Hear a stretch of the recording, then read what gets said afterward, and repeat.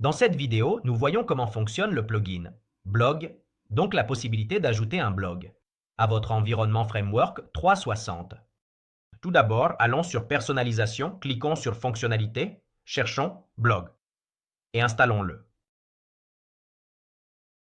En faisant cela, nous verrons apparaître l'option Blog sur la gauche. Cliquons dessus et allons sur Article. Tout d'abord, ajoutons un article. Nous pouvons lui donner un beau titre, une brève description, et ici, nous pouvons ajouter notre article. Allons sur Images. Ajoutons une image et sauvegardons. Dans les paramètres SEO, nous pourrions décider d'ajouter une balise title et une balise description pour Google.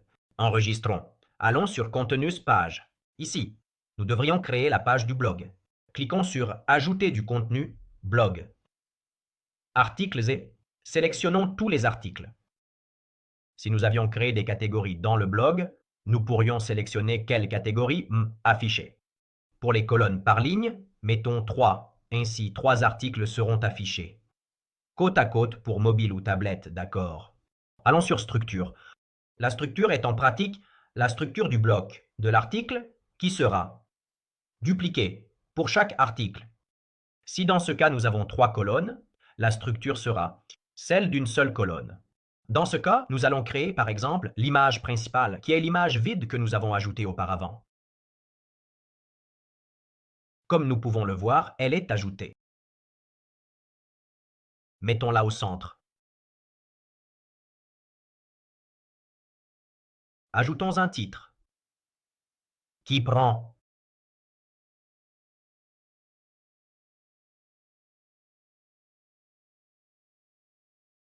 dynamiquement le titre du dernier article que nous avons inséré, puis la brève description. Enregistrons. Nous pourrions voir que notre article a été ajouté à la page du blog. Maintenant, chaque fois que nous ajoutons un article au blog, nous le verrons apparaître sur la page du blog.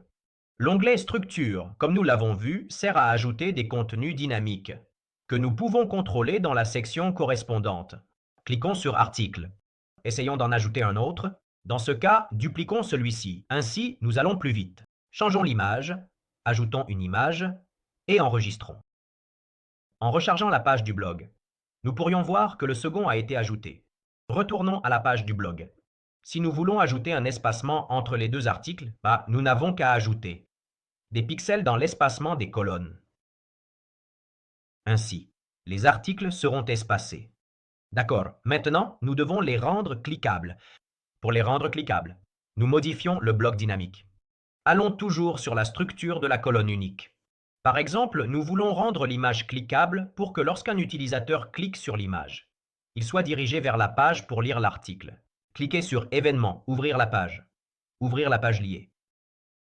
C'est le système innovant que nous avons conçu pour gérer des contenus dynamiques qu'aucune autre plateforme ne permet de faire.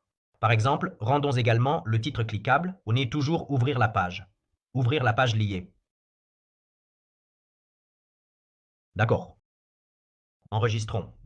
Nous pouvons voir que maintenant, en cliquant sur l'image, nous serons dirigés vers la page de l'article.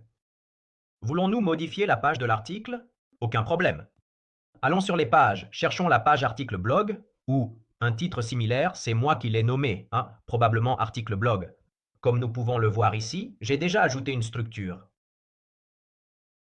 Ajoutons-la à partir de 0. Cliquons sur Image de l'article, par exemple, nous voulons afficher la même image que nous avons ajoutée en aperçu, enregistrons. Il prendra les données du dernier article inséré, donc mettons-le au centre, puis ajoutons le titre de l'article. Enregistrons. Et tout l'article entier. Détail de l'article. Dans ce cas, il ne sera pas nécessaire de faire un événement au clic. En enregistrant, nous pourrons voir que la page de notre article affiche l'image qui a été insérée dans le module blog. Ainsi, dans la section dédiée au blog, tout ce que nous insérerons ici sera affiché directement dans le blog et en cliquant sur chacun des articles affichés, nous ouvrirons l'article individuel. De cette manière, nous pouvons gérer tout depuis le module blog.